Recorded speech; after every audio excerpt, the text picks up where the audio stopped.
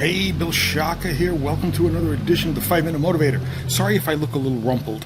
I just finished my daily run, and I couldn't record these earlier because there was too much activity around the swimming pool. So I'm doing it a little bit later. What would I like to talk about today? Ladies and gentlemen, for those of you in leadership roles, I'd like you to consider this. Here is a quick mind hack to assist you in helping your employees. Ask yourself this question: what can I do to make my workers' work more meaningful? What can I do to make my employees' work more meaningful? This is something that revolves around the concept called engagement.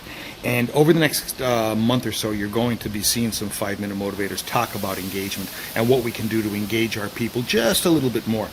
But it's an extremely important point that as leaders, we are constantly striving for ways to make our employees happier. And by happier, I mean more meaningful work. The old statistic was that if you give somebody a raise within 1 month, that money has been incorporated into their income stream, and they forgot. They're not grateful anymore because of the raise. It doesn't matter. As a matter of fact, some people may actually be less grateful because that increase in salary caused them to take a loan out of even more money than what they could actually afford. So the statistics in terms of long-term gratitude with money it's pretty substantial. It's out there, and it just doesn't happen. The way we keep our employees grateful is by giving them more meaningful work. That's why they're there. They're there to work, and they want to work. At least the vast majority of them do. So let's assist them in working.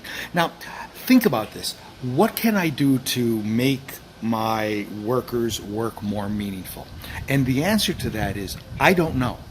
I don't know. Only you can figure that out. Here's a couple ideas for you, though. Look around your physical footprint.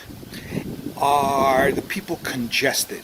Is there too much noise that perhaps a couple of artificial walls or sound baffles can take care of? How does the lighting look? Is the lighting conducive to long-term work?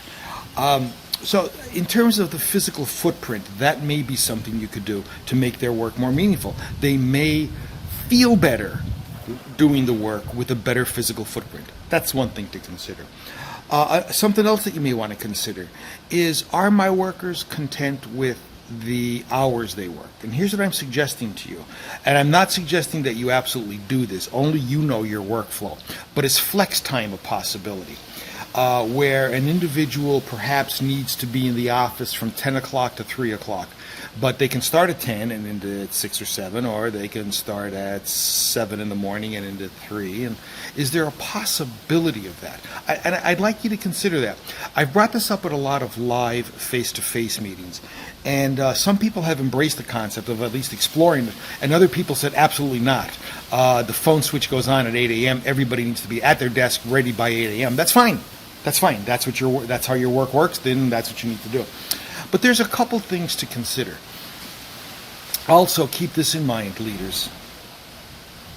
Your actions, your behavior. Don't think for a minute that when you walk into the area where your workers are, that they aren't looking at you. And your attitude, and your demeanor, and your actions, and your behavior of that day will determine the climate of your workforce for that day. Make sure that you aren't showing your emotions on your sleeve. This is not a dress rehearsal. This is Broadway. This is not a scrimmage. This is the Super Bowl. And every day you're in it, every day you're on stage. Make sure that your behavior is parallel to how you want your people to behave. Think about these points and continue to ask yourself the question, what can I do to make my workers' work more meaningful? Bill Shaka, thanking you for attending another edition of the 5 Minute Motivator. Looking forward to seeing you in the next edition. Bye.